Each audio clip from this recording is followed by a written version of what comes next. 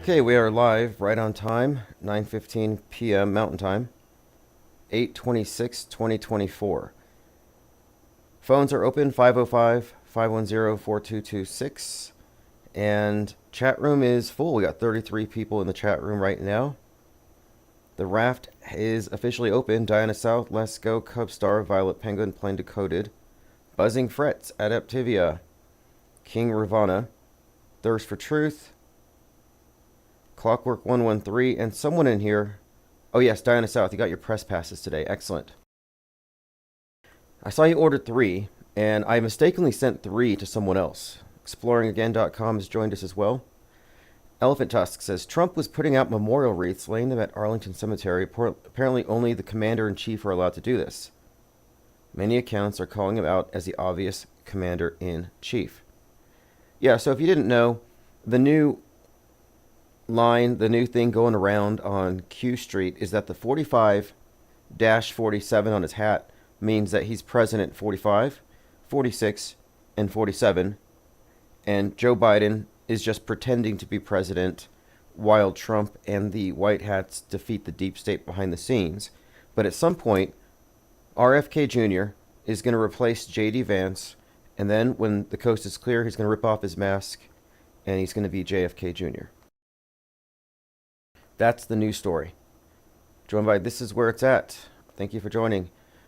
So let's continue on what we've been discussing. We've been talking about the rage virus, the right-wing rage virus, and a number of things have kind of tied into this. So again, we're talking about the strangely coincidental alignment of a number of events, or the concerted messaging of a 90-foot tall monkey god statue as 10 million people are concurrently playing the monkey god in a video game, as a lot of people with Apple TV are watching Vince Vaughn's Bad Monkey. Meanwhile, on the same day, the WHO has declared monkeypox a global emergency. And this is just a handful. You have Chimp Crazy on HBO and a monkey running around Ohio. So it was pretty clear that there's some kind of meme going out there with that, and we've connected this to the rage virus in 28 Days Later, written by the person who directed Civil War. Well, this is all connected with right-wing rage, specifically Disease X, the WHO's placeholder disease for the big one that's going to hit us. And my contention since it became X, since Twitter became X, has been that Disease X is going to be the mind virus, the contagious mind virus that spreads violence from the right wing. And X and Elon Musk are perfectly situated to deliver this. And this is going to be the excuse for future censorship. That's the agenda as I have read it, and everything ties into it. Even Elon Musk experimenting on monkeys with the whole Neuralink. But along with this, I've noticed what appears to be the controlled demolition of the right wing, like the far fringe right. And it's just been announced that the CEO and co-founder of Telegram has been arrested, and he's facing 12 criminal charges. So 12 charges. Now, this ties into something else I picked up on, which is Rumble, apparently, is falling down. The walls are closing in on Rumble, says Milo Yiannopoulos. So Rumble's like a right-wing, anti-vaxxer, QAnon video site, but there's a number of figureheads and websites. So, for example, Nick Fuentes, America First. He's right now being torched by people on his side. I mean, their enemies don't have to do anything. Meanwhile, America First has declared its war on Trump. Well, Milo Yiannopoulos has been reporting here that Rumble is being sued for $400 million by its former investor. And the more I dig into it, the more it looks like it's mostly bots. And a lot of people are paying for advertising, and they're not getting real eyeballs on anything. It's kind of looking like a huge scam. So that's all coming out, which we'll get to. So Telegram compromised, CEO arrested. It says breaking: Telegram has announced that Apple will remove the Telegram app from their phones without joint notice. This is from Bloomberg, an article that just came up too about Terragram. Far-right Terragram chat rooms are fueling a wave of power grid attacks. So let's parse this for a moment. We've been talking about the right wing and the coming Turner Diaries narrative of the blackouts. We're just in time for blackouts, and Telegram is one of the vectors by which disease X can spread. So it's on X, it's on Telegram, it's on Discord, it's on Rumble. We have seen this pattern as they're tracing the mind viruses. Just like the way you would trace how a would-be suicide bomber got radicalized. Which mosque did he go to? Which Quran verse radicalized him to attack the great Satan? And they're doing the same thing here. QAnon is the domestic equivalent of radical Islam. MAGA ban is a thing. But it says extremist communities see damaging power substations as a way to fuel unrest and ultimately overthrow the U.S. Now, one of the groups that was connected to such a plot was called the Base, a white nationalist group called the Base. Again, Al-Qaeda means the base. So this is your inverted. That's why 611 is such a key number in all of these psyops. It's the inversion of 9/11. McVeigh dies at 33, just like Muhammad Atta, lead hijacker, dies at 33. So here we're looking at stories. This is from 2022, but basically this is the story Terrorgram. Now all of this again is connected to this rage virus narrative that we have picked up on. So we have a few other things to add on to that. Like I think we talked about the monkey attacking the lawyer, which is foreshadowing of how, where is their rage going to be directed? Well, they're going to feel cheated when Kamala Harris wins, and what do you think is going to happen? Not that I'm making a prediction, but you can see how the stage is set. Okay, let's check out some comments. SlickRick333, thank you for joining. Janky Frame Cover says, some of my friends and family are so blinded by Trump love, it's unreal. It's fascinating to watch. It's a cult of personality. It's a government-engineered religion. There's all kinds of media synchronization to put Christ typology all over Trump. They have conflated him with MLK, with the Waco situation. This is a historic personage. And it's a construct, in the same way that Napoleon Bonaparte is said to be a construct, who by the way, is attributed the, quote, history is lies agreed upon. And I think we can agree on that. And I think we can say the same thing about media. It's lies agreed upon. But what's interesting about Trump in particular is that there's a huge body of predictive programming going back 60 plus years. Specific stuff.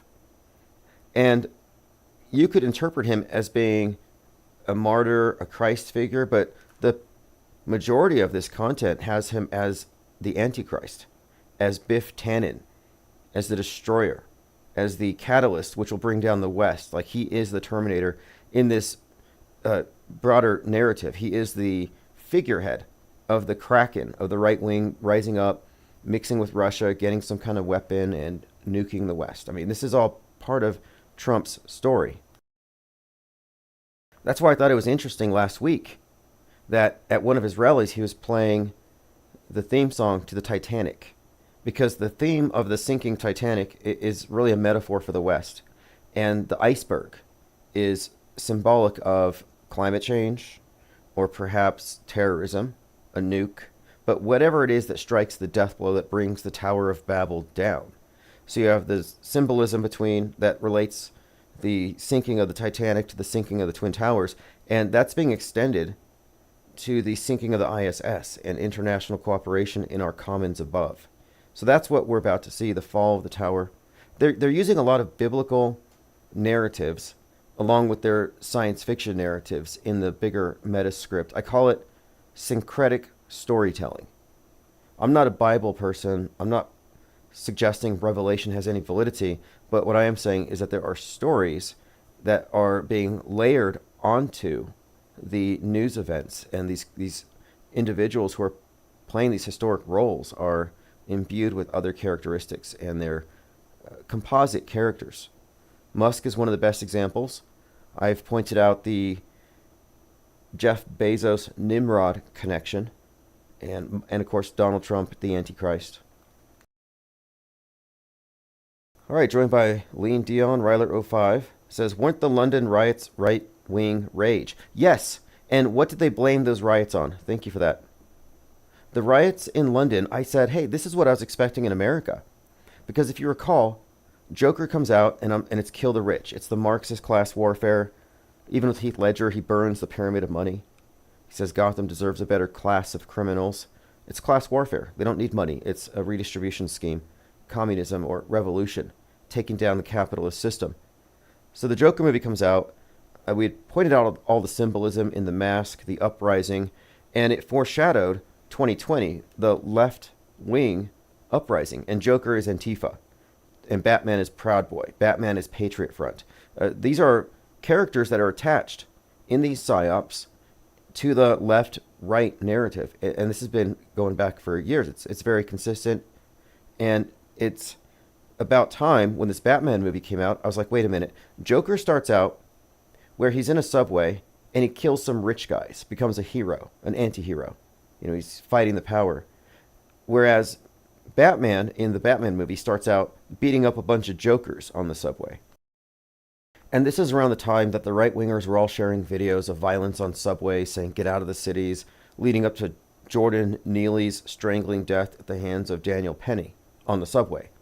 Also on the subway, if you recall, you had Frank James shooting up 33 rounds into that one subway cart that didn't have any cameras. So the subway attacks are all symbolic. It's symbolic of the underclass, the uprising. So these are all, again, stories they've attached to the news cycles. So the Batman movie comes out 3/4/2022, and I said 3/4, March 4th. The messaging here is March 4th, right-wing terrorists. And the midterm slogan for the elections, the midterm elections on the right wing was flood the polls. And I noted how in the Batman movie on 11/6, Gotham is flooded after the radicals, inspired by the QAnon guy, the Riddler, blow up a dam and flood Gotham. So you have a lot of connections here, but the main thing here is flood the polls. In the movie, they literally flooded Gotham to disturb the election. So you can see how these things align. But when that movie came out, I said, it's about time that we're going to see some kind of right-wing equivalent of the BLM George Floyd riots. And when I saw these things going on in London, instigated by anti-immigrant sentiments, etc., I thought, okay, here it comes. Now we're going to see the rage virus, disease X, the mind virus spread through right-wing sites like Deprogram and Twitter. And this is going to be blamed. And they're going to say, this is why we have to lock down the internet to spread these rage viruses. Ryler05 said, shouldn't BitChute fall down? It's ultra-right. Yeah, BitChute already took a hit. And they already capitulated after Christchurch. You know, Brenton Tarrant, shout out to PewDiePie, a couple simulated mass murders, and before you know it, they're shutting down 4chan, BitChute in some places. And it's a nice site, I guess, but it's strange because the only comments I get on BitChute are from the Hitler fan club, asking about my genetics and why I don't talk about Israel. So it looks to me like it's a honeypot and it's just a bunch of feds. Joined by Pippi Langstruff. And Dwayne Bith says, good evening, fellow rafters. Yeah, this is a raft. So if you didn't know, when penguins gather on the water, they formed what's called a raft. It's like a flock on the water. Penguins will not only, this is from penguinsinternational.org, dive to hunt food in the ocean, but will spend periods of time floating on the surface, preening their feathers. Such a group of floating birds is called a raft. And what we're doing is we are floating atop the sea of irrelevance, looking down, not down on them, but looking down at the people who are submerged within it. And if you carry a lot of baggage, like let's say you're a propaganda mule, and you're carrying a bunch of nightmarish conspiracy theories, red pills, and you're just trying to smuggle it over here to the raft, you're not going to float. That stuff is not buoyant. White pills are buoyant. Red pills, blue pills, black pills, those sink to the bottom. Ted Striker 2112 said, received my press pass today. Lean Dion says, will they fake arrest Musk? They've been going after Musk for some time. Not just now, but they've been talking about fining him. The EU weren't they gonna fine Musk for hate speech or something, for not censoring? There was quite a lot, but yeah, EU charges Elon Musk for letting disinfo run wild. EU warns Elon Musk ahead of Trump interview. He may face penalties. Fascinating. Elon Musk calls for the release of the Telegram founder Pavel Durov as arrest sparks debate whether X owner may be next. Wow. Elon Musk shares fake news claiming UK rioters will be sent to detainment camps. Now, Musk does boost a lot of stuff, but you have to remember, this is by design. He's an agent provocateur, the biggest one in the world. That's all he is. The fact that he is part of the space program means that he's top tier programmer, top tier worldview warfare operative, and outer space is just a metaphor for controlling the inner space between your ears. That's why he's the lead provider or promulgator of not just mind junk, but space junk. These are parallel narratives. By the way, if they do arrest him, who's going to save the astronauts? You have the stranded astronauts, the Calypso mission, and Boeing is mad because they hate SpaceX, but SpaceX is going to have to save them because Boeing isn't compatible. There's something wrong. Let me find out what the issue is. They're not coming down until February. NASA will bring stranded astronauts back on SpaceX, not Boeing's Starliner. 240 days stuck in space, by the way. And this is the astronaut with the ridiculous amount of hairspray in her hair. And if you don't know that this is hairspray, you're so far behind. I mean, it'd be naive to think that that's what it looks like in space. That in 0G, your hair's going to stand out like this. No, this is an old trick. And they can't, I mean, even though it's an old special effect and they could do CGI hair, with her, they're just sticking to what worked. They're not making any significant changes. Here's a picture of it. Again, for those of you dupes, I kind of feel sorry for you. You think this is like evidence that they're in space floating? Just another fake miracle provided by your state church, and here are your high priests with God's eye view. They have a God's eye view of the earth, and they can see that you're polluting it. And they have the overview effect. And from up there, they see the need for carbon taxes and restricting your movement and restricting misinformation. But will they arrest Musk? That would be interesting. Adaptivia says fight, fight, fight. Yeah, speaking of fight, fight, fight. So Trump gets shot in the head, and he says fight, fight, fight. You know who else said it? Gabby Giffords. Gabby Giffords, who was shot in the head on Elvis's birthday, is known for saying fight, fight, fight after she was visited by President Obama, who raised her from the dead. Symbolically. Kamala can beat the gun lobby. She can fight gun trafficking. All right, there you have it. Her husband, Mark Kelly, of course, didn't get the overview effect. You can look into this, and I have receipts on all these things. There's a list of people who have had the overview effect. His twin brother, Scott, let me see if I can pull this up. There's a list of them here. So you have these twins. One got the overview effect, and the other did not. A questionnaire of 39 astronauts and cosmonauts said that it caused these perceptual changes, spiritual changes. In fact, there's this company called SpaceBuzz that wants to use virtual reality and sensory deprivation to give this experience to children. Think about it, baptizing children into the church of Nasatology, simulating the effect with VR technology, create awe-based experiences and induce minor cognitive shifts in the participant's worldview, similar to the overview effect. Imagine putting your children in a sensory deprivation tank with some headset, and they come out with a different worldview, a cognitive shift. They have seen the earth in its entirety.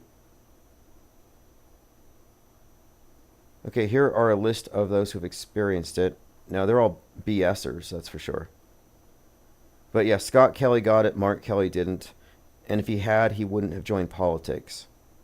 So that's an indication that he didn't overcome his earthly origins like the rest. So you have Scott Kelly, Ron Guerin, Chris Hadfield got it. He recorded the first music video in space. It was Space Oddity, a David Bowie cover. William Shatner got it. Now, William Shatner also cried. And he was trying to cry and have a profound experience. Meanwhile, Jeff Bezos is spraying champagne on the ladies. If you saw that ridiculous PR stunt. But Shatner said that when he was in space, he felt like he was at a wake for Mother Earth. That he was looking down at a dead planet. Because of Jeff Bezos and capitalism, etc. Dr. Zink says, Muhammad Atta, look what a goon. He's a total psyops. I understood the entire thing are to steal freedoms. People are brainless fools. People aren't brainless, but they selectively shut off their cognition when they're listening to the authority, which is the screen. Janky Frames says, Trump has been compared to the man behind the curtain in The Wizard of Oz and the Emerald City to New York. The Emerald City is certainly Seattle. Have you seen Let's Start World War III? Great video. It came out March 11th. Note the date, 3/11. So 3/11/2018, a group called World Order releases Let's Start World War III. And you see them on the yellow brick road throughout. It's a Seattle connection. But they begin as Trump supporters, and they all look like Trump. They mimic his hands, his gestures, his facial expressions, and they have an American flag behind them. This is called World Order, Let's Start World War III. Again, they're all about the Trump. They have the Trump hair. But at the end of the video, they're going through Seattle. At the end of the video, they are beneath a flag that says, "We are one," and it now has all the flags mixed. So this is like one world order stuff. And this is at the end of the video after something happens, which I think is foreshadowing. And that is these Trump imitators in this video, Let's Start World War III, all pretend to be Trump. And I'll put it on the screen. Getting shot. And they're all doing the hand sign. And they fall onto their backs in the snow. I'll play about 3 seconds of this annoying song.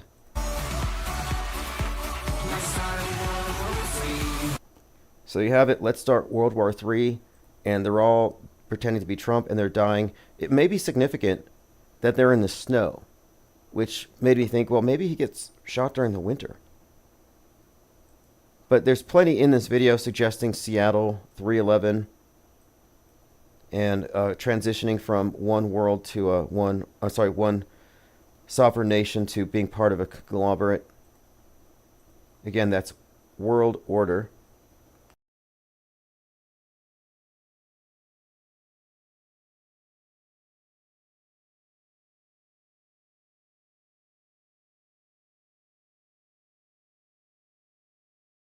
So, Ted Stryker, your comment here says, on the news, people are passionate about January 6th and sad about how people are dying.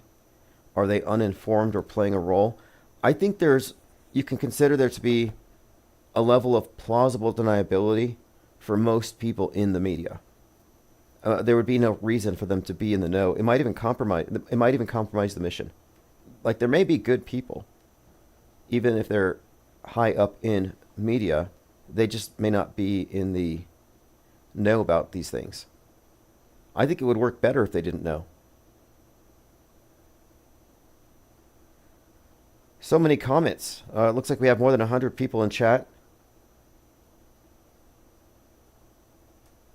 Okay, looking at your comments. If you want to call in, phones are open. Let me bring this up since we're talking about people in media. Michael in Truth found some great information here. So you may recognize this actor. This is the actor from the 30-minute theater play Newsbenders. It says Donald Pleasance was the president of the United States in Escape from New York while World War III was going on. So if you've seen Escape from New York, the president was the guy from Newsbenders. His name is Donald. And Escape from New York has the character played by Kurt Russell. His name is Snake, and he's got the eye patch on. So you have a couple of connections here. You have the eye patch. You have the name Donald. And, of course, he's the president during World War III. He's the one who introduced the newbie into Newsbenders and how they fake the news. Well, he also played a character in a movie called You Only Live Twice. And in that movie, he had a right eye wound. So that's another connection there. His name is John Harker. In this movie, in the World War III Escape from New York, President John Harker. And here's his bio. But anyway, this is the guy from Newsbenders. Interesting. And one of the person he's talking to in Newsbenders, the one who's being initiated into the secrets about how they write the news years in advance, that actor was going to be the voice of Hal 9000. But because of his accent, they gave it to someone else.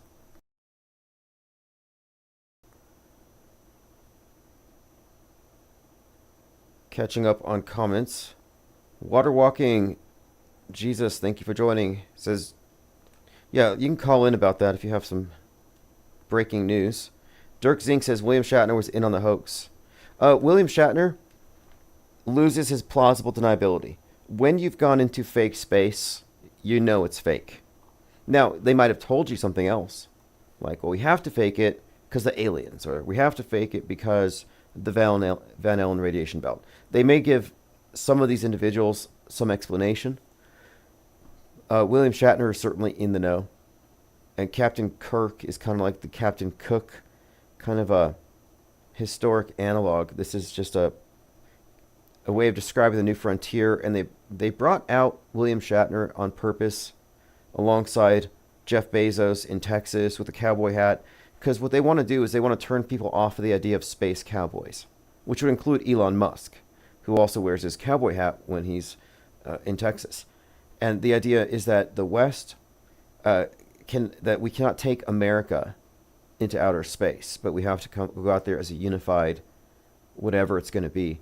But we can't have space cowboys. We can't have rich individuals dominating space and mining asteroids, bringing down trillions of dollars in wealth. This was the theme of Don't Look Up, which is really just the Titanic. You know, the Earth is Titanic, the comet is the iceberg, but the reason why the Earth gets destroyed is that the rich guys want to make money off of space. They want to plunder the heavens instead of safely steering us or steering it, the comet, out of our path. In other words, they sacrificed Gaia.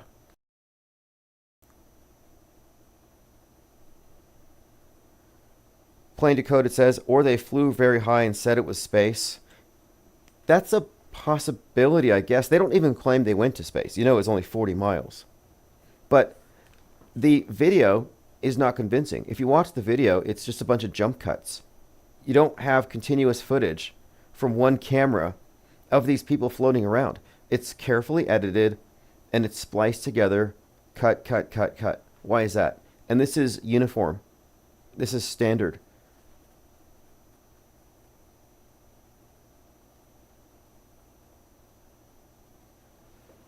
Okay, let's move on. Violet says there was some luxury yacht sunk in the news. Yeah, John LeBon put out a video on that, and that kind of corresponded with the sinking of this, or rather, the mentioning of the Titanic by Celine Dion, because Trump was using it. And it got me thinking about how on Robert De Niro's birthday, and De Niro's been connected to this Trump story, he made headlines for jumping off of his yacht. And I thought that's kind of a strange, but perhaps it's aligned. Ryler05 says, Crater Earth has great videos about Escape from New York and Escape from LA, tying it into Crater Earth. Yeah, the Crater Earth concept is interesting. It's fundamentally the idea that there's more land and that we've only been shown or we've only been given access to a certain region. I'm fine with it. Like, generally speaking, I'm against models. Like, we don't have enough information. But I'm all for speculation with the presupposition that we don't know that it ends, that there's an edge, or that it's finite. So would it be more likely that they're hiding resources? If there's any reason for distorting or hiding the world and distorting the model, what would it be?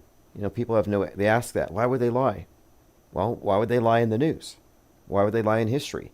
You think they're completely honest when it comes to map making? Every other lie is contrived to funnel power and wealth up. But no, they don't lie about natural resources. The maps, of course not. Dirk says, I agree 100% with Shatner.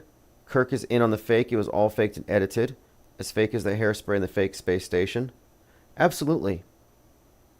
I happen to think that the actors who get into space fakery and get into the big psyops are elite. Like, they're considered to be higher than A-listers. Like, it's one thing to be in movies, but to be playing roles on the world stage and writing history. And if you saw Fly Me to the Moon, yeah, it's a rom-com and it has all what you would expect. However, they do drop a few hints about how they are, quote, writing history. Making history is what they say. We're making history. And quite literally they are with every single fake event. And in that movie, they made it plausible and established this plausible framework for how something like this could be perpetrated without the president knowing. Which makes sense. Like a lot of QAnoners, when they first got into that, they said, you know, Trump is going to tell us the truth. He's going to reveal all the fake news. He's going to tell us about Vegas and how fake it was. And when he didn't, they said, well, he can't. Because if he tells the truth, they will have him committed with a Amendment 25 for his mental health. But he knows it's fake, we know, and he knows we know. And so they had this kind of eroto-maniacal connection with Trump where they thought that they were reading each other's thoughts. And they felt like they were in the know about it, and he was too, but he just couldn't say. Which is another way of just saying they're lying to themselves. Elephant Tusk says, Tim, I have a question. Wouldn't becoming aware of the PSYOP world order be a part of what could possibly be a great awakening? More awareness under a new aeon. It really depends on what you mean by aware, because truthers think they're aware of PSYOPs because they are. And one of the points I'm making, and this is going into an Insider article, is that truthers are PSYOP aware. But that's not good enough. You have to be PSY-WAR aware. Yeah, these operations take place within a bigger context, and they miss the context. I always say this. They're missing the forest for the trees. They're missing the PSY-WAR for the operation. So you can look at PSYOPs and think, oh, these are anomalies. Normally it's the truth. Most events are real, but sometimes they lie. No, if you're not looking at the edifice of lies, which provides the frame of reference, the fictional universe in which all of these PSYOPs take place and make sense, then you're not awake. Your understanding is too mixed to be considered awake. If anything, you've likely adopted a nightmarish perspective. I know a lot of truthers who've been suffering from nightmarish paranoid delusions for years. And they get mad when you try to take those away. Bitter death clingers. Like, don't take away these 40 decapitated babies from me. I'm grandstanding on top of these dead kids. Don't take away these victims because I'm advocating for these victims. Well, you're basically a crisis actor. You know, if you think that the lives of fake dead people matter and you're advocating for these fake dead people, you are a crisis actor.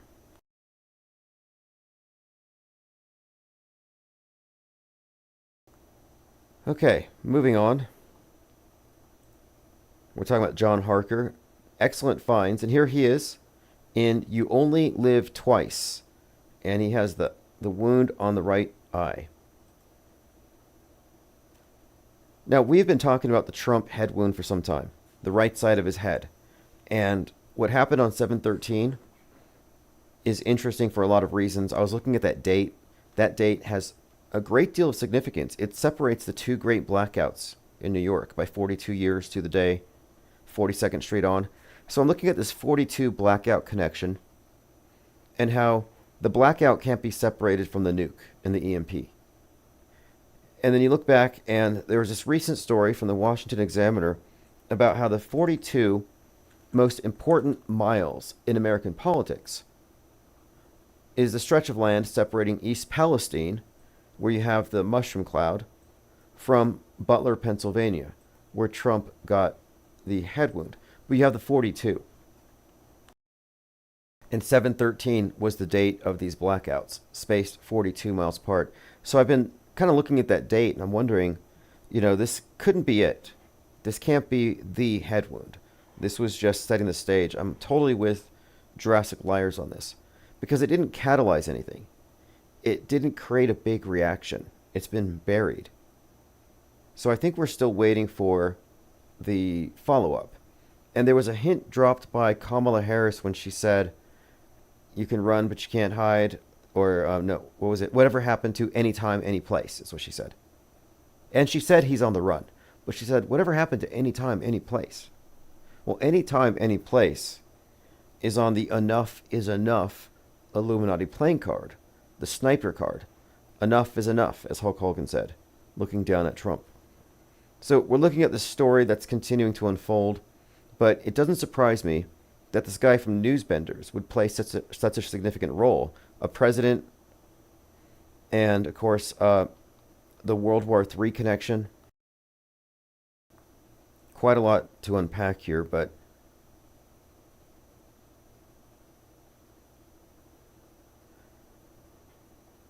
so I haven't finished it, but I am watching one of the new Mission Impossibles. And there is some, I think there are some dead giveaways in that movie, in Mission Impossible, about what we talk about. They're talking about how this AI could hijack reality and create this carefully constructed digital facsimile that everyone thinks is real, and they could manipulate the world. And they're talking about it like it's a hypothetical, like, uh-oh, we can't let this happen. It's like I get some elements of Duper's Delight in some of these big movies. Like at the very top, they're pretty well aware that we have been in a simulation for some time. And you know who knows this? Elon Musk. Don't you recall years ago, Musk was talking about how we are in a simulation? We might possibly be in one. He had to have known at that time we are in one. We're in a Truman Show. It's inarguable. If you believe in, and I could list off a number of things that set the parameters for your fictional universe, you're in a simulation. If you believe in, and we could just go through the list. There are so many things that make this up. And it really does start with fake space.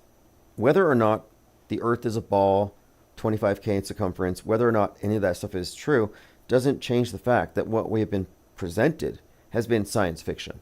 The Church of Nasatology's religious art shouldn't be considered scientific evidence. And the people who treat it as such are dupes, as evidenced by the space chorizo. Scientists' space telescope is actually, this is again, a stunning new photo of Proxima Centauri from the James Webb billion-dollar telescope, was just a slice of chorizo. The trouble with this is that everybody fell for it. The Atlantic, why everyone fell for it. So you're telling me you're scientific? Oh, I believe in science. I believe in NASA. Okay, well, you probably fell for this. You saw what looks like a pepperoni and your jaw dropped. Like Soy Jack, that meme. He pointed at your screen. Look how beautiful that star is. No, it was a slice of meat. And this is just an example of what I call visual illiteracy. You're not even the arbiter of what you believe. Your eyes aren't. Nope. It's what they tell you. It's what is designated real. You're outsourcing perception. And you've done so to the level that they can make you look dumb at any time. And this wasn't the first time that they've made the masses look dumb. This is just one of the first times they made you look dumb and then revealed it after the fact. But they still haven't shown you that the whole Apollo 11 was a movie, or that they fake spacewalks in a pool, just like the one they train in. This is evidenced by light diffusion. We've talked about this many times. But again, if you can be fooled with a pepperoni against a backdrop of stars, you can be fooled with astronauts or people pretending to be astronauts, I guess LARPers, cosplaying as astronauts, swimming around in a pool. Like you're dupable. And if you can't recognize that you're trickable, that you can be duped, then you have an enormous blind spot. I mean, I freely admit it. If I'm at a magic show and I'm sitting in the seats, I'm going to be fooled by every trick. But I'm not going to say it's magic. I'm just going to say I don't know how they performed that trick. But normies are like, it's real. I can't tell how they faked it by looking at the screen, therefore it's real. Makes no sense. But auto-hoaxers, media skeptics, fakeologists are the ones who are walking around the magic show, going backstage, figuring out how it all works.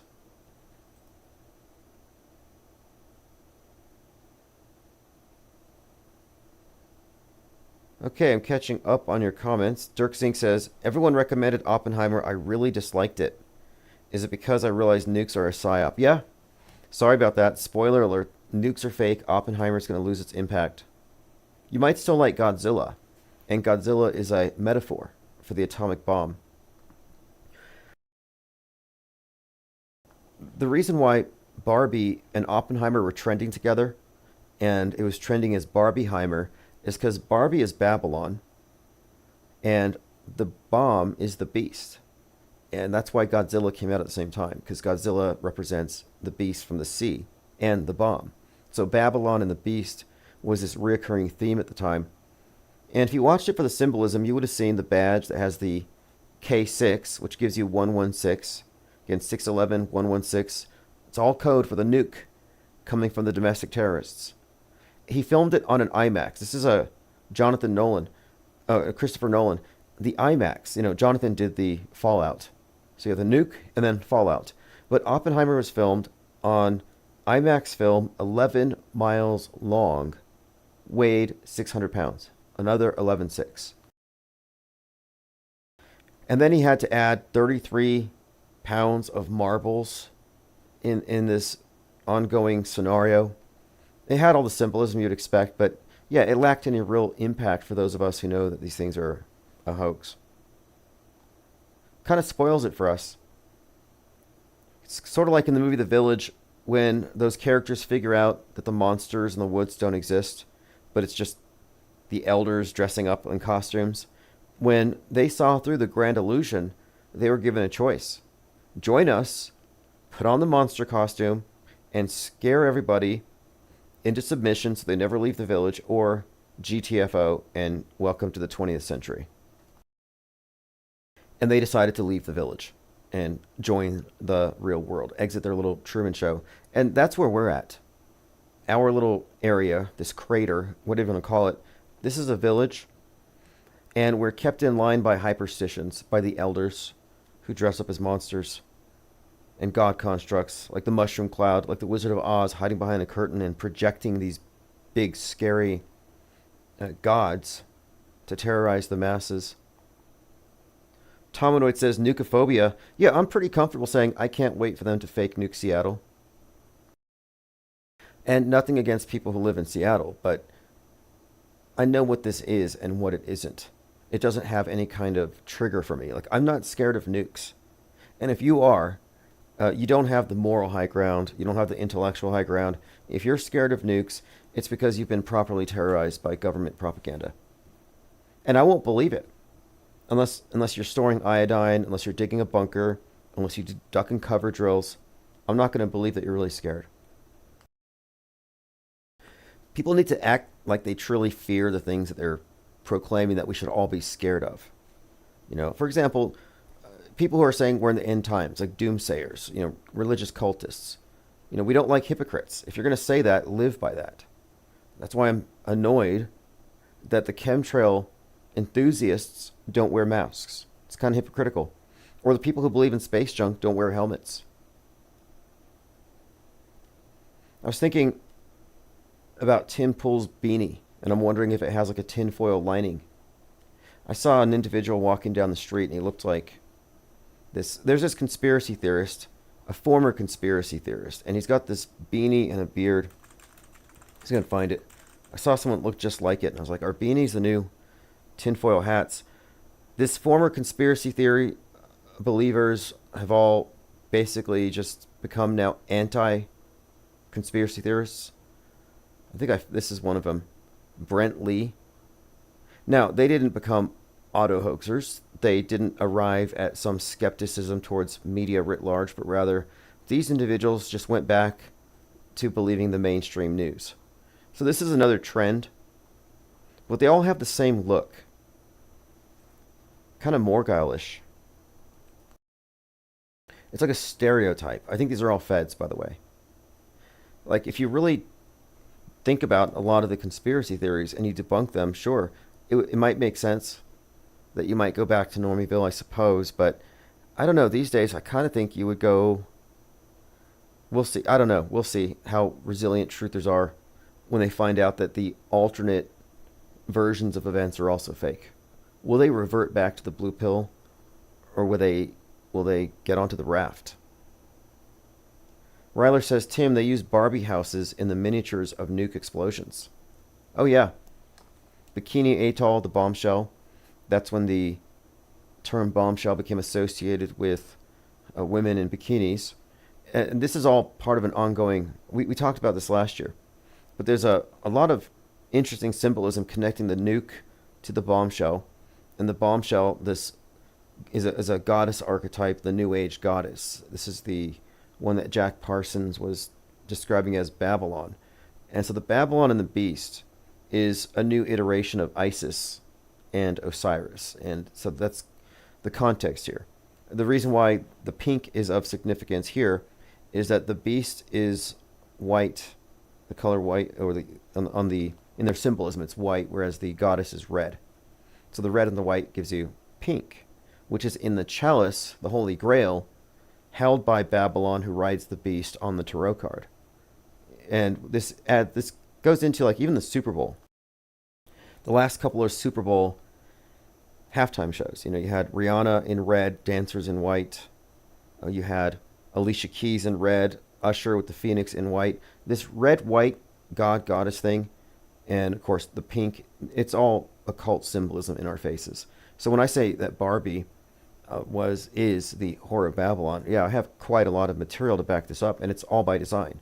Not a coincidence that Margot Robbie was in Babylon, based on Hollywood Babylon, written by Kenneth Anger, who was not only one of the Church of Satan founders, but he was a Thelemite, a Crowley student, who was also connected to Alfred Kinsey. So you find these connections between the sexual revolution, Aleister Crowley, the occult, and Hollywood. None of it is coincidental.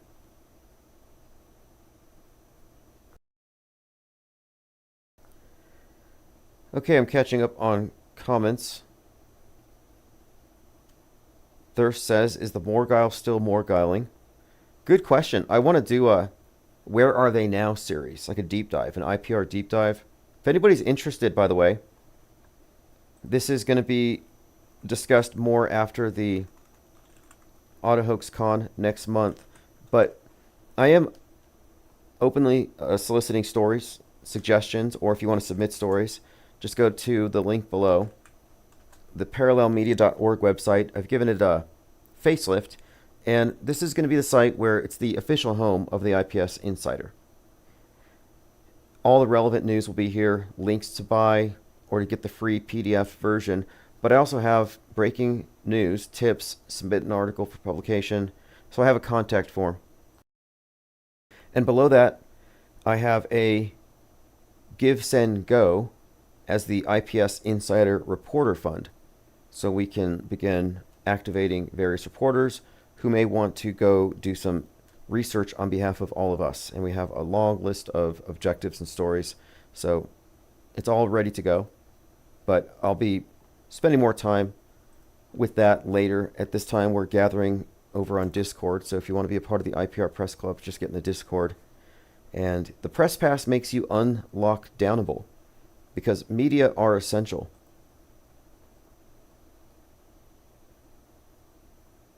Constant Elevation says, combining narratives, a piece of space junk will knock out parts of the power grid. I'm assuming people will believe.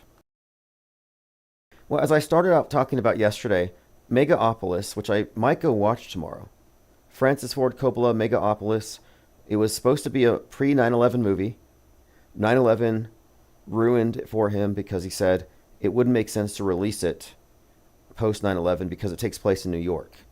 And they had, I guess the PSYOP had taken his thunder. And there was a scene he had to remove because it was involving some 9/11-y like situation. But here we are, more than 20 years later, he's releasing it. And it begins with a Russian satellite falling to the Earth. And as this is being shown in the movie festivals, an old Russian satellite blows up and the ISS astronauts have to take cover. So that's obviously contrived. It's not real, but this is out there in the narrative. But if you look at the trailer for Megalopolis, which I believe represents the Tower of Babel, the Titanic, as we've been saying, this one world construct, the trailer opens up with the Statue of Liberty with space junk falling behind it, specifically, though, from Russia. Which ties in, of course, to what I mentioned yesterday, the ISS movie, Russia versus America. Dirk says, great call on the Barbie movie. I never did a deep dive. I'm impressed how you linked it up. Oh, you have to... Yeah, it goes deep. Margot Robbie is a key because of her connection with the movie Babylon. But it goes even deeper in the movie itself when you go into the symbolism of Barbie land being Babylon. And the energies of the Babylon or the goddess is what Jack Parsons, Marjorie Cameron, and L. Ron Hubbard were supposedly releasing into the world. And the movie is about this membrane, this barrier between the two worlds breaking, and Barbie and Barbie land being released into the world is Babylon. And it goes deeper because Marjorie Cameron, from the Babylon working, was not only the first to cite a UFO, which is kind of a side note, but she starred in a movie called Inauguration of the Pleasure Dome, where she played the Whore of Babylon. And that was directed by Kenneth Anger, the Satanist who is connected to Alfred Kinsey, who directed and wrote Hollywood Babylon, a movie that Margot Robbie starred in, and it was released shortly around the time that he died, but he had no connection to it. So they didn't overtly connect Margot Robbie's movie to the Satanic Underground, but it's all there. I will be publishing an article on the horror of Barbie Land in the IPS Insider. Violet Pengon says, Megalopolis could include 9/11 footage filmed by Coppola's team in 2001, director reveals. Fascinating. Great find. Because that would even further underscore what I've said. That this movie not only has predictive programming for 9/11, but it foreshadows the space 9/11. Which is why you had the space junk falling over the Statue of Liberty. Coppola's Megalopolis may feature real footage of New York City captured on 9/11. The director revealed a second unit team had been filming in New York in 2001, a sign of the movie's long development progress. You know, it's too bad that his gropiness has overshadowed the impact of this release. So, I guess he was a little too close for comfort to some of the actresses. There have been some complaints, and it just kind of caused a lot of the promotion to falter, but I'm still going to go watch it. Very interesting, though. These connections are, again, indicative of this individual's role as a meta-scripter. Now, did he know 9/11 was going to be done in that way? I would imagine so. I think so. And I want to also point out that James Cameron was filming Terminator 2 when some individual last name Holiday was over his shoulder with a handycam filming James Cameron filming the Terminator. He's walking home, and then he sees police. Now, remember, Terminator is about an evil policeman, an evil villain cop, where they turn a cop into a villain, which is like, at the time, it was kind of a new thing. So it's highly significant that this individual's recording Terminator 2 from the sidelines, and then he's walking home, and he sees evil cops beating Rodney King. For 1 minute, 19 seconds, they hit him 33 times. But this is a connection here because you have the LA riots were kicked off because of footage that started off Terminator 2 and then led into this other scene. And I think this is a connection here suggestive that James Cameron may have had a huge part in the Rodney King psyop. Just as I think you can connect James Cameron's Avatar 2 narrative to the riots between the police in Atlanta and the environmentalists who were teamed up with BLM, the whole Cop City psyop. I would say the Cop City psyop, that riot where one environmentalist was killed by the police. They said he was shot through the palms of his hands while he was meditating, like stigmata. I would say that was directed by James Cameron,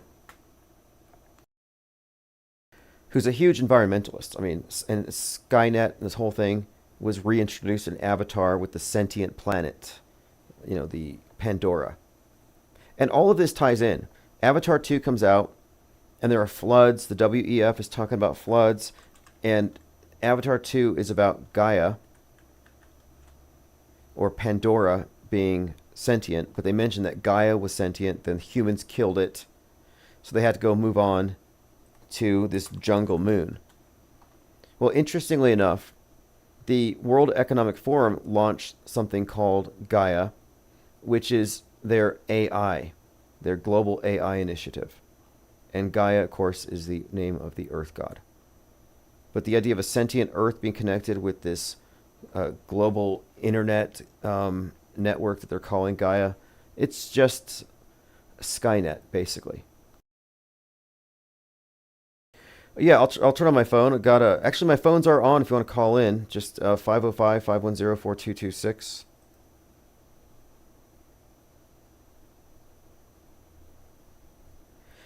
Elephant Tusk says, Tim, do you think those who wrote and manipulated the Bible to psyop the masses twisted everything? In other words, they demonized Babylon and these concepts when they are actually positive. Well, the cult, the New Age cult, worships the Whore of Babylon as their goddess. Hey, what's up, caller? Dude, your phone wasn't on for the last hour. That's must have been gremlins. Yeah, hey, I had talked about Gabby Gifford, fight, shot in the head. She was on the news the other day. Yeah, that's what I was calling in for when you showed that, and then I was gonna say, forget, I'll just watch it later. Your show. I was just gonna go do a video. Then you started talking about another thing that I wanted to. When you showed, were you showing that Donald Pleasance, right? Yeah. Yeah. What were you showing? Because I know that. I mean, I know what it is, but you were showing him as who? Who is that supposed to be? Okay, he's the president of the United States during World War III, and then in a movie called You Only Live Twice, he's got the right eye wound. Right, you know who that is, right? He's playing some villain called Ernest Blofeld, Stavros Blofeld. Okay, and that's Dr. Evil is based on him.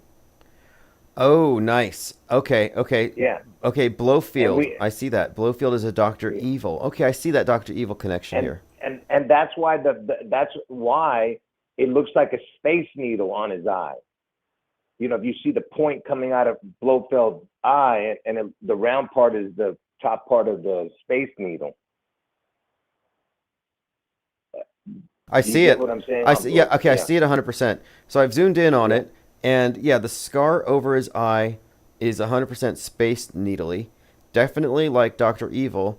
And you go to Dr. Evil's headquarters in Seattle, and it's a space needle, and of course, it's an anagram for Elvis. Elvis. Yeah. Evils with an S is Elvis, right? And like I always tell you, it's always the twin connection. Mini-Me is the twin, right? And do you know what they were saying, that Mini-Me was 1/8 the size of Dr. Evil? It was some kind of joke, I guess, because he's not 1/8. He's more like 1/3 the size of Mike Myers. But 1/8 they were saying. And you know Elvis was born on 1/8, right? So there's two of them were born because Elvis had an identical, right? That is funny. And, that is funny. That is actually a good catch. Yeah. And and then man, I forgot what I was going to say because I've waited so long to talk. Now I can't remember what I was going to say. Oh, did you know that Jay Roach was the one who was the director or the writer of this. Can you look that up real quick? Yeah, yeah, and the character number 2 has the eye patch, by the way. Okay, yeah, here we go. Yeah, there you go. So he has the there eye you go. patch. That's right. And Yeah. and of course, Snake in the movie Escape from New York, where the same actor is playing the president, has the eye patch as well. The main character has an eye patch. Yeah. Kurt Russell, who played in the Elvis movies, right? So you got Elvis and Snake and the eye With patch. him. Okay. Yeah. And Jay Roach did, in fact, and he was born on Trump's birthday. He directed Yep. Austin Powers and Meet the Parents. And you know that movie, the first one, check out when it was released. Now, it says 2 different release dates because they did a quick release, I guess, to a certain amount of theaters. Then they did a full release on the weekend. So look on Wikipedia when it was released, at Austin Powers. Okay. Movie. Now, he also directed Bombshell, which stars Margot Robbie, which has some fascinating little other points here. But let's see the release dates. Okay, here we go. We're talking about Austin Powers, satirical spy comedy, 1997, 1999. I'll see if I can The find 1999 one. The 1999 one. The Spy Who Shagged Me. Okay. Yeah. And it was released on 6/11. Yeah, but it was released on 6/8, but it was released also on 6/11, a full release on a Friday. That's why. And I believe because 6/11's reverse date, its reverse date is 7/22. I think the first one was released on 7/22. Can you check that one? Yes. And that in itself, again, ties in the Space Needle. It ties in the evil Elvis and all of that. Jay Roach. Yeah, and Jay Roach being born on Trump's birthday is another connection, you know. And then, his the director has Trump's birthday, and AP, Austin Powers, that is 116. Yep, there you go. That's right. I've mentioned that many times. And Austin is connected to Austin Butler, who played Elvis. Yeah, and in fact, I was looking at America First, which is this right-wing obnoxious group. Okay, yeah, release date 6/11, and I'm trying to find the second date. And I was thinking AF 16. 16 is a huge code here. I'm trying to find the secondary date. You might be right, though. I'll keep looking. But when you say the secondary date, what do you mean? The 7/22 one? Yeah, I'm trying to find if I. That was for the first movie, Internet. But anyway, 6/11 and 6/14. Yeah. Matter. Anyway, points made here. Points made. And the fact is, this is the same guy who. And you remember? Yeah. And you remember I did a video about that Dalton Trumbo that sounds like Donald Trump. The name Dalton Trumbo, and I told you he did that movie Johnny's Got a Gun, and that movie came out on August 4th, and also there was a Christ character in it played by Donald, that other Donald that just died at 88. I forget his name. Sutherland. Yes. Yeah. So he played the Christ in there. And Dalton Trumbo, Donald Trump, yeah, it sounds just like it. And the movie came out on August 4th, something about Johnny's Got a Gun. But the reason I'm bringing it up, that Trumbo one, is because Jay Roach, the guy who was born on Trump's birthday, did a remake of Trumbo. Okay. So these are insiders to the big script. Trumbo 2015. Jay Roach. Okay, I see this. Yeah, so there it goes again, just more, because there's no reason for this, just like why John Carpenter did an Elvis movie. Makes no sense. He's a horror film dude. Why was he doing an Elvis movie? Right, because they're carrying out messaging. They're painting up the collective psyche. And for people who, one thing I want to point out here is that a lot of these stories have elements that pick from various sources and kind of put it all together, and I call it syncretic storytelling. And it's pretty evident that it's there, and some people get really lost in the weeds here. But what we're talking about is an effective form of communicating, and they do it through these mass propagated movies. And these movies aren't just movies, they're all programming. And I'm assuming you mentioned when you mentioned Jay Roach was the director of Bombshell and Margot Robbie. I'm assuming because Margot Robbie was in the Barbie movie, right? Yeah, exactly. That and Yeah. the bombshell connects in a few ways to this bigger picture of the blonde bombshell, this new goddess archetype that's connected to the beast. And of course, the beast of the sea was brought up last year with Godzilla. Mm-hmm.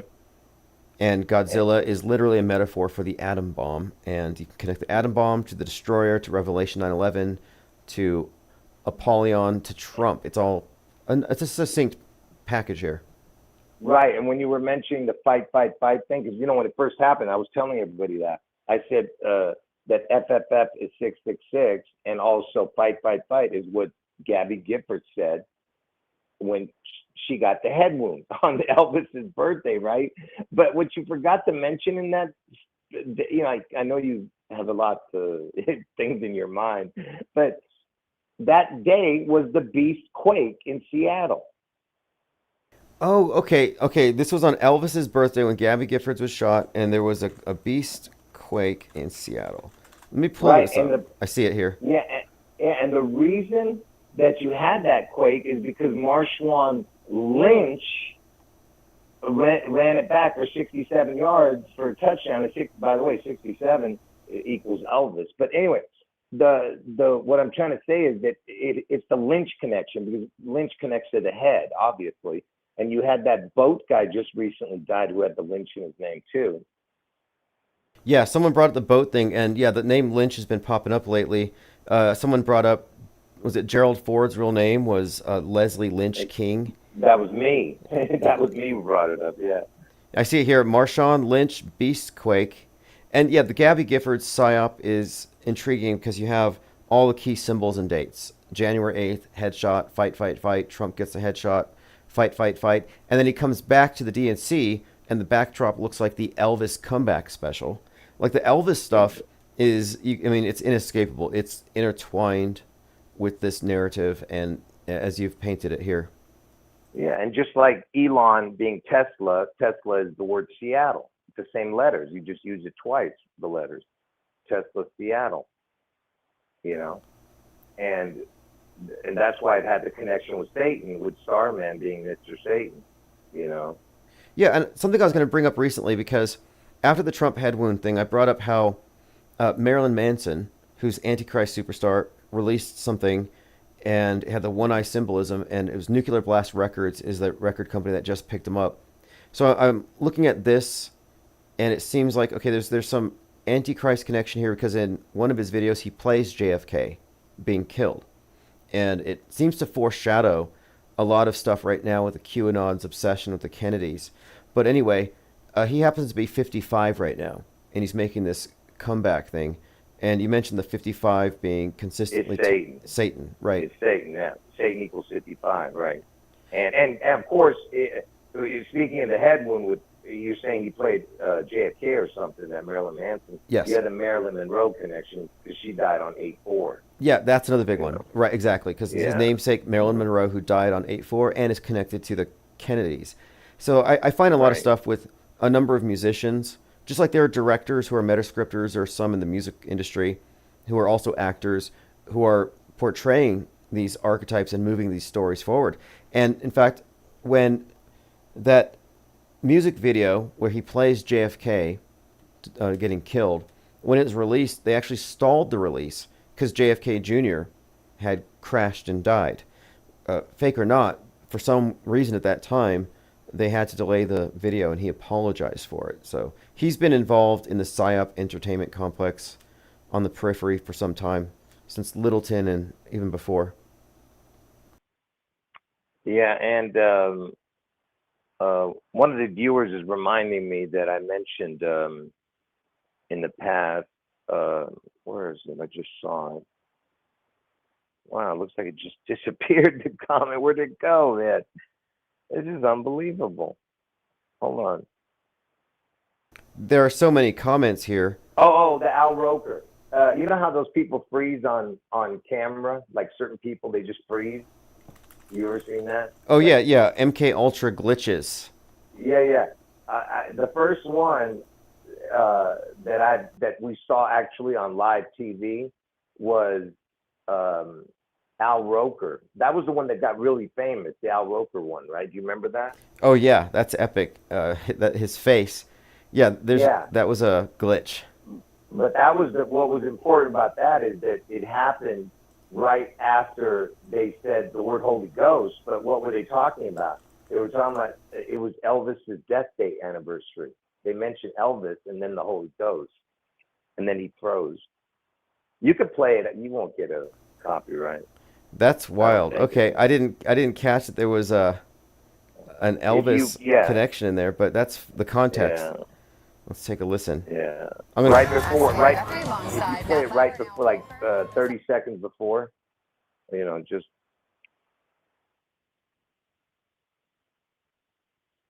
Exactly how you have to have a certain amount of distance between the bodies. Exactly. And you're high. Yes, like they say in Catholic school, leave room for the Holy Ghost. Anyway, there is a lot of she says, like they say in Catholic school, leave room for the Holy Ghost. And then he looks over at the camera, his right eyebrow raised, and he freezes. That is bizarre. Everyone, first comment says MK Ultra. Yeah, but you didn't hear the part where she was mentioning Elvis? Let me go back a little bit here. You have to go back, you have to go back maybe like 30 seconds. I'll start at the begunnng. I'm Savannah Guthrie alongside Matt Lauer and Al Roker. Will someone do the junior high hug dance? It's like this.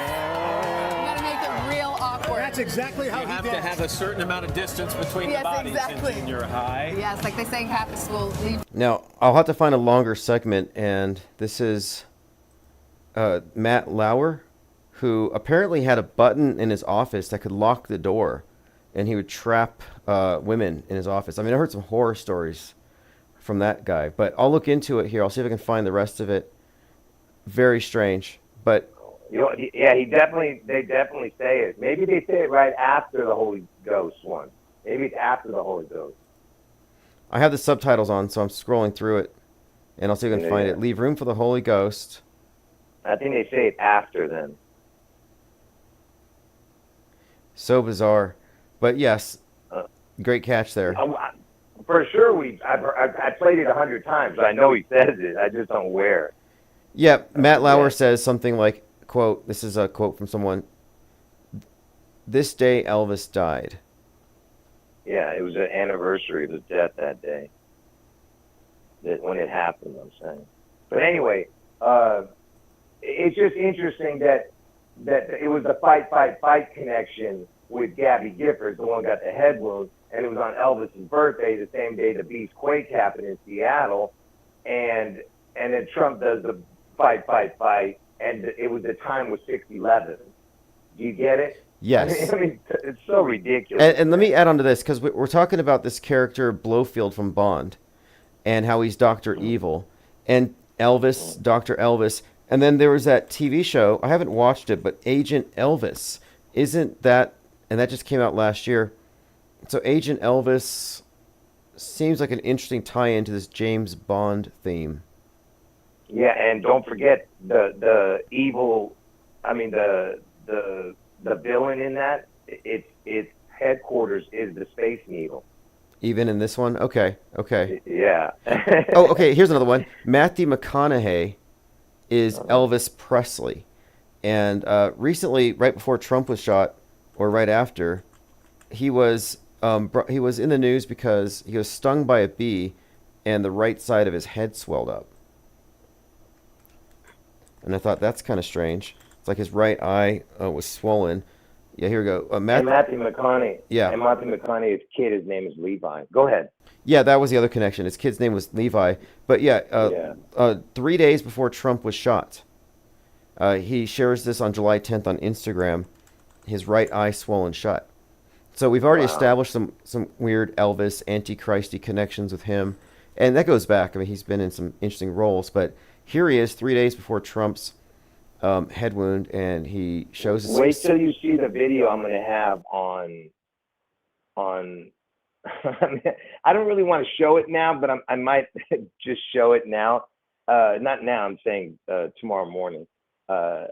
It's about why Trump had to get shot on that day. You'll see the video. I mean, I'll tell you after I show it. I don't want to give it away right now. Okay, well, one thing I had mentioned is that the 1979 and the, I guess 2019, was it 1977 and 2019 blackouts, 42 years apart in Manhattan, 42nd Street on. The latest ones put 42,000 people in the dark. All kinds of 42s, but it happened on 7/13, and on Yeah. and I'm like, so the date has this like blackout connection that's pretty strong, and I picked that up a while ago, and I noticed That's a great catch. And that's a great catch because I'm going to add that to the video. Go ahead. Okay, so the two blackouts, the Son of Sam is active during the first one, Mr. 44.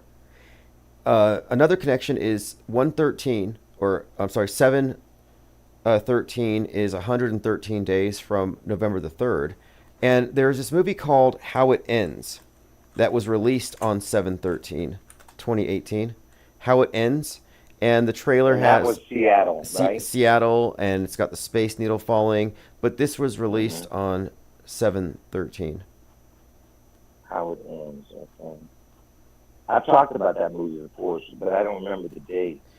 Yeah, I added this to my breakdown of the Seattle stuff, and I recall it was I was looking at the date 7/13, and this movie, I think it was even 113 minutes long, but it had all kinds of code here. But yeah, July 13th, and I think in the trailer it may have had, I think it was the Space Needle inside of a snow globe or something like that that falls over, but it begins with some kind of a Seattle Space Needle falling down or something in the trailer. With How It Ends? Yeah, How It Ends. Huh. All right. I can't remember that. I have the trailer. I'm gonna go through it, but I recall specifically there's a scene where the Space Needle is fallen and he's looking at it, or it's after the fact, or it's actually you see it falling, but it's in here. Yeah. But anyway, it's a blackout movie, so no power. So they release a blackout movie, an EMP movie, on the date of these two major blackouts. In fact, it was the year before the anniversary blackout, the 42nd anniversary.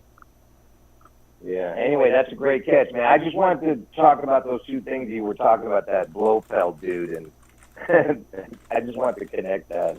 Oh yeah, great connections between that, Escape from New York, and everything else. And yeah, it says here the Space Needle is. I'll find the image of it. But anyway, thanks for all the information, as always. And I'll put a link to your video or your channel so people can catch your next video. All right, take care, man. Awesome, thank you. All right, everyone. There is Garrow. A lot of interesting information.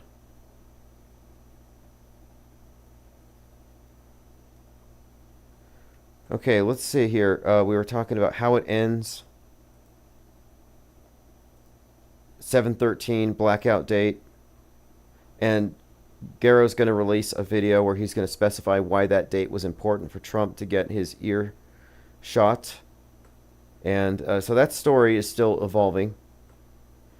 Again, we talked about this individual who's from Newsbenders, and he's the basis for Dr. Evil. And there is another connection here, Dr. Evil, that you could connect him to Bezos, Jeff Bezos, and Nimrod, the builder of the Tower of Babel, which is what the Space Needle signifies. The Space Needle, trip to heaven, the UFO, all kinds of code around it. You know, it's a 42-second elevator ride to the top. It's a 42-meter wide UFO in Washington State 42. But the Bezos connection here with the eye is also interesting. It's not so much prominent now. He's retired now, so he's not even... And there's Bezos with his $42 million clock. So the 42 connections all over this stuff. Again, clock is their god, Kronos. But in a lot of his older PR, you'll see that they always emphasize one of his eyes. So he doesn't have the scar, but he does have a very prominent, as you'll see in many of these images, it's like he's winking on one of his eyes. And I think this is all tied into the Nimrod symbol. And on the dollar bill, we talk about the 1776 on the pyramid. how it ties into the Tower of Babel and America and Giza and the One World Trade Tower and all this stuff. But I also want to point out that this is the man who had the most money in the world, the most money, and the mono eye and the eye in the pyramid, it's all connected. The all-seeing eye, the mono eye, money on top of the pyramid, Tower of Babel, the builder of the tower. That's why it was highly significant that he launched himself into space on the anniversary of Apollo 11, because Apollo 11 represents man walking into the heavens, intruding. The Tower of Babel has achieved its goal, and he launched at 9:11 a.m. Also very significant.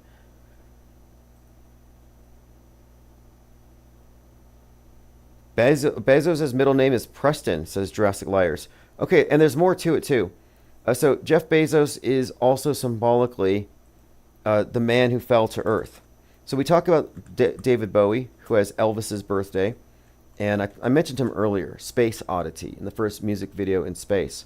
But the man who fell to Earth with David Bowie is about this alien who arrives on Earth, and he forms this world corporation and becomes this very rich person so he can go back to Mars, which is kind of Bezos' story. Bezos also has this kind of mysterious origin in New Mexico. Well, the man who falls to Earth lands in New Mexico. Thomas Newton crash lands on Earth, finding a way to ship water to his home planet. But yes, so there's the New Mexico connection with the man who fell to Earth landing in New Mexico with a mission to take water back to his home. So there's that Bezos connection. And then you look at this. So I would compare Amazon to Thomas Newton, the aliens corporation that he founds on Earth. And I believe it's called, I think it's called the World, like Amazon is A to Z, everything. So this is like, oh, here it is. A technology-based conglomerate world enterprise corporation. So there's a Bezos element here to him. But then another connection, again, Bowie, Elvis's birthday, but one of the trademarks about Bowie's visage from the very beginning is, if you'll notice, one of his pupils is dilated. So it has that one eye symbolism. It's very prominent on all of his album covers. And then, of course, he has a lightning bolt over his face, which is an Elvis connection. And, of course, Ziggy Stardust, the man who fell to Earth. And then he returns to space in the Tesla Roadster. Okay, let's see what... There's something else about the man who fell to Earth. Another connection here, which I'll probably get to.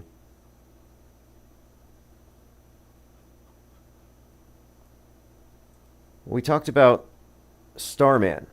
And, of course, Starman is a song that came out in 1972 about this prophesied savior of mankind who would be born in 1977. So Starman, or Mr. Satan, it's an anagram, refers to this savior. And there is this fascinating connection. Rolling Stones covered this conspiracy theory that connects Kanye West to Starman. Kanye West and Bowie. David Bowie predicted Kanye West the Black Star. There's quite a lot in here. Interesting sub-story. We'll probably get into that later. Jurassic Liar says, Travolta's wife, Kelly Preston, died the same day Elvis's grandson died. Lisa Marie's first child died on the date, 7/12. Leap year lands on 7/13. Great connections here. David Bowie, again, DB42. There's quite a lot here, actually. I was talking about how Tom Cruise is Major Tom. In the song Space Oddity, Ground Control to Major Tom. Yeah, Major Tom, I believe, is Tom Cruise, dying in space. The Falling Man, the Hanging Man, and all his various iterations. In fact, I always talk about Tom Cruise's connection to the theme of hanging or falling.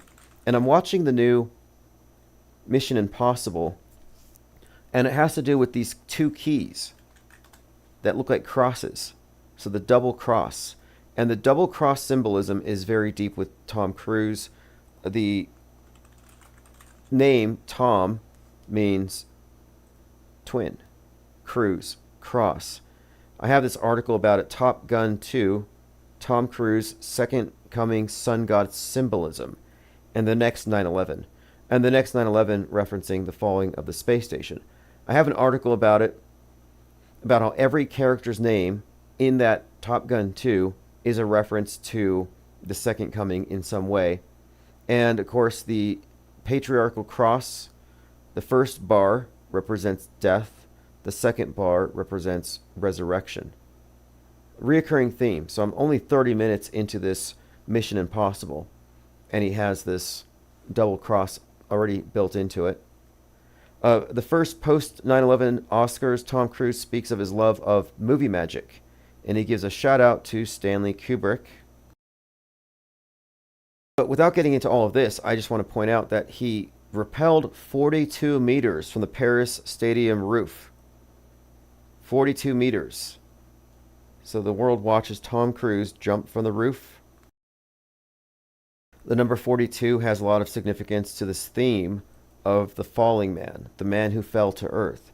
That's why it's significant that he would be one, Major Tom, but the falling theme, and then he's going to the space station, and as such he'll be the first civilian to do a spacewalk. Let me catch up on some comments. Have you looked at that article about Tom Cruise's 33 problem? Just look up Tom Cruise 33. All of Tom Cruise's wives were 33 at the time of divorce. And I think they were spaced out 11 years apart. So 33, they get divorced. Marries another one. Tom Cruise's 33-year-old divorce curse. So this has been noticed by others. His wives when they turned 33. Let's uncover the truth and see where his exes are now. First up, Katie Holmes, 45, was spotted makeup-free in New York City. Some called her homeless, but she's worth $15 million. She's also returning to Broadway. Sorry, we didn't know all that extraneous information. I'm just trying to get to the weird obsession with 33. Finally, Nicole Kidman. She recently threw shade at Tom's Eyes Wide Shut performance, but she doesn't need the drama. She's worth $250 million. Now, Eyes Wide Shut, Stanley Kubrick, Apollo 11, working with Cruise, who's going to the space station. All of this should lead us to conclude that Tom Cruise is in the know at the level of space fakery. Here's some other connections. Before Bezos launched at 9:11 a.m. on the Apollo 11 anniversary, Richard Branson took his space plane out for a ride on 7/11, which was 42 years to the day after Skylab fell. But there's some fascinating connections between Tom Cruise, Stanley Kubrick, Jack Parsons, L. Ron Hubbard, and of course the space program. I have quite a lot in this article. I'll put a link to this one, and then I have this other article I want to share a link to. This one's called The Pink Mass, and these are free articles on buymeacoffee.com. I don't really use it anymore, but these articles get good traffic. The Pink Mass. Barbie as Whore of Babylon, mainstreaming Satanism, idol worship, sexual revolution. So there's a link if you want to read that.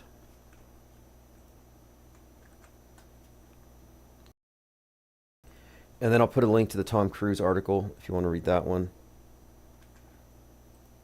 And I think I put an article here about Godzilla as a right-wing culture warrior. Yes, self-sacrifice, family values, non-toxic masculinity on full display. The Godzilla conservative culture warrior, that movie, Godzilla -1, was like the antidote to Barbie, in which men were undergoing the Kenification. They were just nubs, and she becomes a real woman, which is one of the themes. I mean, I really go deep into the symbolism of that movie, Barbie, and it really is about something that even children shouldn't be watching. If you really get into the symbolism of it, there's a not so subtle reference to the real meaning, the occult meaning, the Holy Grail, which I won't get into here. But it ties into the destruction of the nuclear family.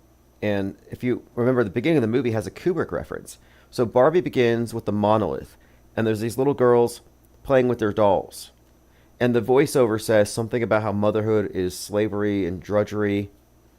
And then Barbie appears, like the monolith from 2001 Space Odyssey, wearing a black and white striped bikini, and she lowers her glasses and winks, the one eye thing, and then the little girls begin dashing the heads of their babies against the rocks, sacrificing their babies so they can live in Barbie land and be materialistic, just like Barbie. I mean, a very dark message if you look at just look at it objectively. Like killing the babies like that, but the whole point here is that you had the dialectic with the Barbie and Ken being rendered superfluous, and then the Godzilla movie, Godzilla -1, is post-nuke. Everything's been destroyed. Well, it's actually post-Godzilla attack, and there's the main character meets this woman. They find an orphan and they create a family, and so it's all about self-sacrifice to rebuild the nuclear family for the next generation, thinking about the future. Whereas Barbie feminism is living for the now. Elephant Tusk says, Tim, ever look into the video game Doom? It's all about an invasion from Mars. I recall playing that game, knee deep in the blood of the dead, shooting the demons. There's a version of it where you put in some code and the demons become Barney the dinosaur. See if I can find it. Looking for the Barney Doom mode. There's a Barney code. You've probably seen it before. You know, Barney the dinosaur. Which is the psyop. They get the kids to fall in love with dinosaurs before they go to school. And then they go to school and the first thing they learn is about mass extinction events and rocks from space killing all the dinosaurs. That's trauma-induced mind control.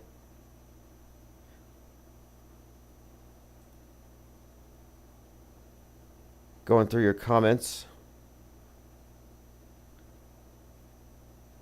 Dirk said, I had to turn off Barbie so demonic and made fun of males. Oh yeah, and it was designed that way. You have to watch the whole thing. It makes fun of both. It really kind of does. It creates this caricature. But my contention is you can't separate Barbie and the pink from this Babylon, this New Age goddess archetype. And you go back to Kenneth Anger, who wrote Hollywood Babylon.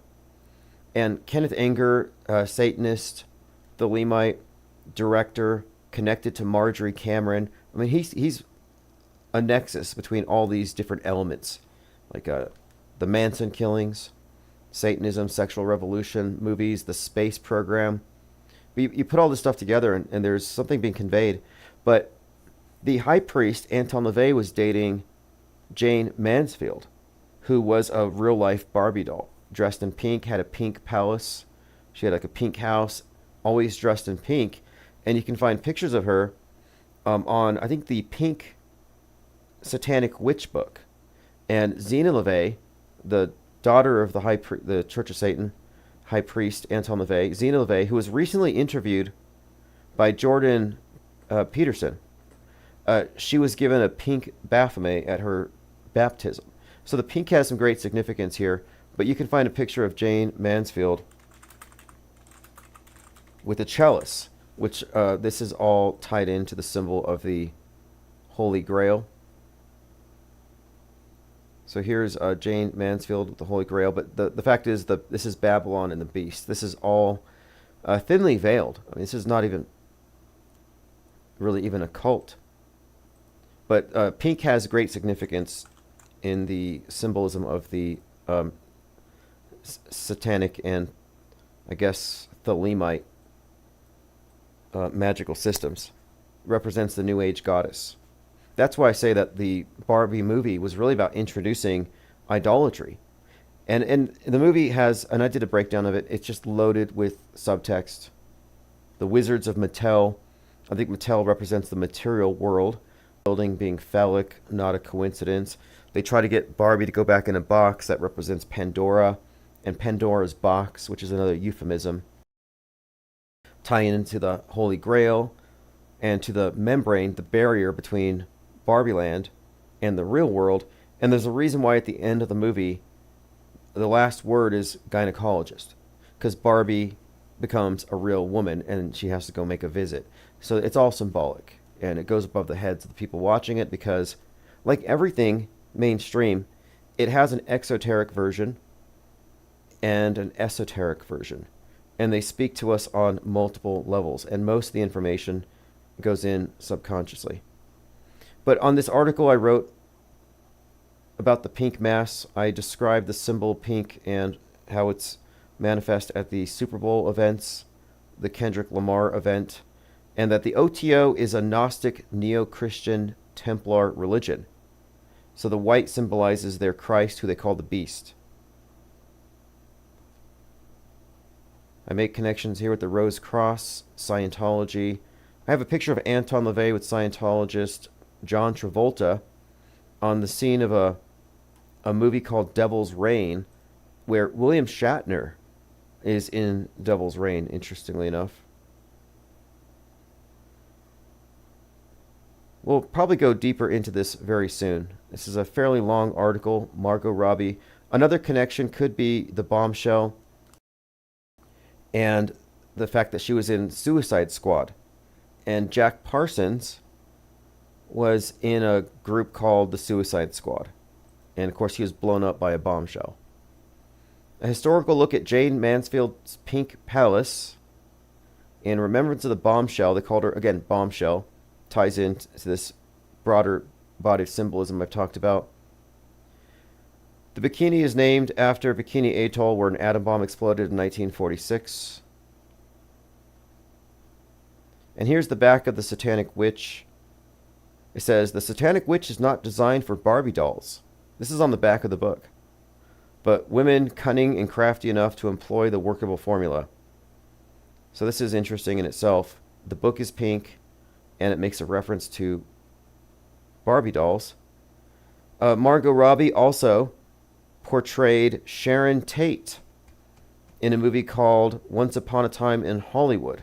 Sharon Tate, wife of Roman Polanski from Rosemary's Baby, about Satanists impregnating a woman who's drugged. Roman Polanski, known for Quaaludes. But Sharon Tate has the baby ripped out by who? Susan Atkins, one of Anton LaVey's topless witches, from his stripper witch thing that he had going on with his calliope. I mean, this is insane. But anyway, Margot Robbie played the sacrificial victim in that psyop. 1969, Sharon Tate was brutally murdered in her home in Los Angeles, 16 times in the stomach. She was stabbed. And here's the image of Susan Atkins coming out of a coffin. Big Baphomet in the background. Here's Alfred Kinsey hanging out with Kenneth Anger. And here is Marjorie Cameron from the Babylon Working, or the Barbylon. And this is, of course, she's starring in the role of Babylon in a Kenneth Anger film. We talked about Jack Parsons' Suicide Squad, and then she's in the Suicide Squad. There's so much more here. This article goes pretty deep, so I'm just going to go ahead and spam a few more links. I have a reference here to the dollar bill, Dr. Evil's headquarters, space aliens, and the Babylon Working. And another thing here, Asteroid City. Well, Star City. You know, Asteroid City, asteroid means star, or Astro means star. So Asteroid City is about a movie star, played by Scarlett Johansson, in which she witnesses an alien visitation in the desert. And Marjorie Cameron was called the Scarlet Woman for the purpose of the ritual. Now, interestingly, and I didn't know it at the time, Margot Robbie is at the end of that movie. I couldn't watch the whole thing. I should have stayed. But I had others with me. They didn't want to watch it. I had to leave. But I have to rewatch it now because her sidekick in the movie represents Stanley Kubrick. And then she was in Fly Me to the Moon, which has Stanley Kubrick references and a character who looks like him. Enter the Stargate. Space X is space sex. The space program cannot be separated from its origins. It has always been a mask for Mystery Babylon. The University of Texas and SpaceX have, quote, Stargate. So Stargate has some connections here, because what does Babylon mean? Gate. Movie Stargate. Again, there's a Stargate here. Elon Musk is a composite character of Jack Parsons, Tony Stark, Iron Man, Willy Wonka, Constantine, Von Braun. My contention is that the Mars mission is just a cover for humanity transitioning into the Aeon of Horus. This is practically an ebook, and this is only scratching the surface, but it explains the meaning behind Barbieheimer and Margot Robbie. And there's some other connections here as well that I've made having to do with I have a summary here. The Barbie turning into a living being constitutes idol worship on behalf of the viewers. The living person, as an avatar of a god or a goddess, is a living idol brought to life with role play in ceremony or dramatic theatric rituals. This is how the power elite give power to and worship their idols. Margot Robbie is just Babylon's latest avatar, and every Barbie doll is a ritual magic fetish, facilitating the transmission of the new Aeon energies into the hearts and minds of the masses. Elephant Tusk says, check out the movie Under the Skin. Scarlett Johansson plays an alien who feeds on the naked men she has sex with. Okay. Now, Marjorie Cameron doesn't get credit for this often, but she was the first person to report a UFO landing, a light from the sky, and that was a year before Roswell. Lean Dion says, is Taylor Swift a Zena LeVay template? You know, I was actually thinking about this. I want to see a picture of Taylor Swift and Andrew Tate side by side. So here you have Taylor Swift and Andrew Tate. Now, let's look at Zena LeVay and Anton LaVey. I think it was Messianic Charlatan had pointed this out, and a few others have pointed this out as well, that Anton LaVey is a very, or rather, Andrew Tate is very LaVey-ish. Probably by design. Although I would also describe him as Cypher from The Matrix. And he always talks about The Matrix. But as far as the Zena LeVay connection here, I used to ignore it because it's obviously not the case. There's just decades in between. It just doesn't make any sense. But the resemblance between Zena LeVay and Taylor Swift are not something you could just dismiss. Considering Taylor Swift's connection with witchcraft, her obsession with the number 13, which is the goddess number, her connection to Princess Di, goddess template, hits the 13th pillar, the 13 lunar months. We've talked about the goddess symbolism endemic into this Taylor Swift construct, so it's there. And on the Super Bowl, she, you know, if you recall the last Super Bowl, they made her the face of it for some reason. And the only time I saw her at the Super Bowl on the big screen, she was there with Ice Spice, and Ice Spice was giving the sign of the horns, which is a Anton LaVey thing. He said that the masses would be shown the sign of the horns, and they did this in their rituals before it became a rock star thing. But interestingly, there is a scene here. Was Ice Spice worshiping the devil with Taylor Swift at the Super Bowl? So she happens to be sitting next to Ice Spice, who has an upside-down cross, and they are drinking from a chalice. And as they are shown on the screen, one of them raises the sign of the horns, the other drinks from the chalice, and I thought, okay, this is probably not unintentional. I mean, it's what you would expect. You know, Super Bowls are used for doing Satan worship in front of the masses. At least that's been the pattern. Violet Pengon says, Suicide Squad has a mushroom cloud on the cover, and she is in Bombshell. Nice catch. This is 100% amazing catch here. Great find. That is definitely a strong correlation. Suicide Squad.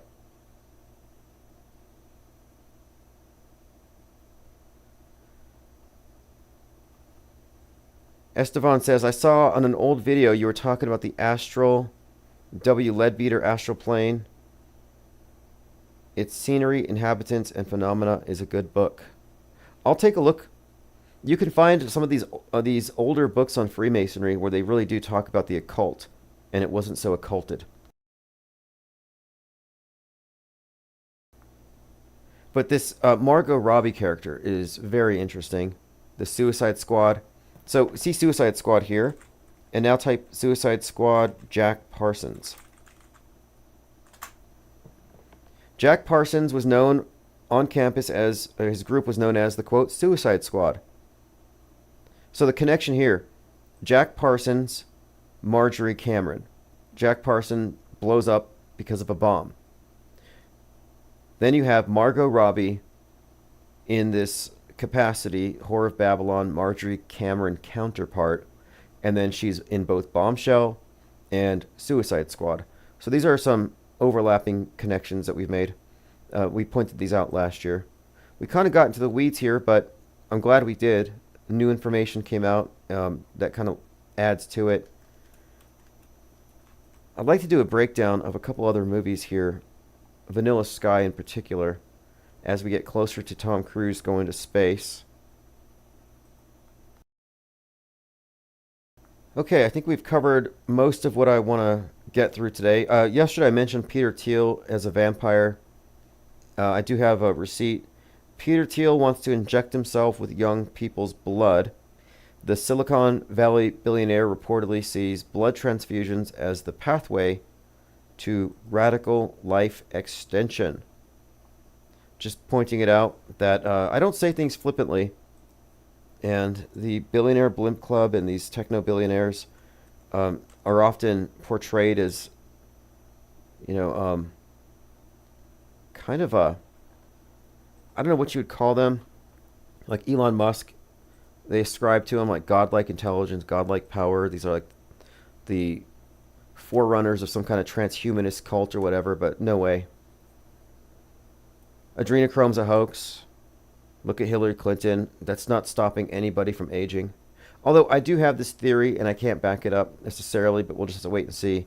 I have this theory that McDonald's is incorporating life extension technology into their Big Macs. Like, if they're such an evil corporation, as some would contend, and they don't care about people's health, that would make no sense. Like, why would they kill their own customers? If anything, you would want the customers to live longer, make more money off them in the long run. So I'm kind of the opinion that it probably contains life extension.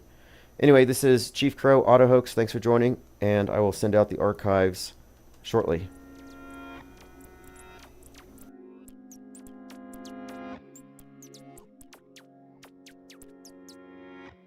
I'm on Auto Hoax, and it feels so good. You just auto believe everything like I knew that you would.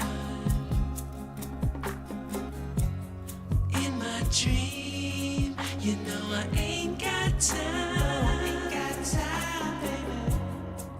for another crisis actor with soulless eyes. My buddy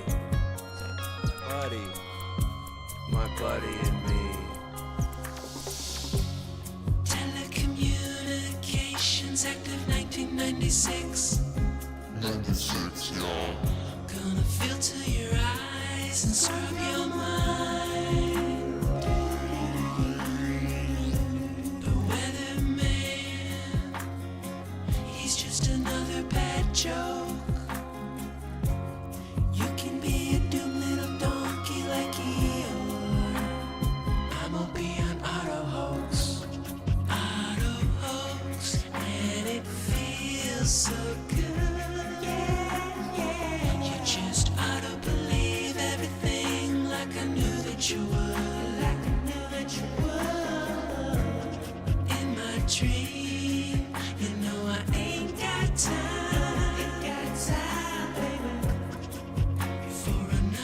Who's this actor with soulless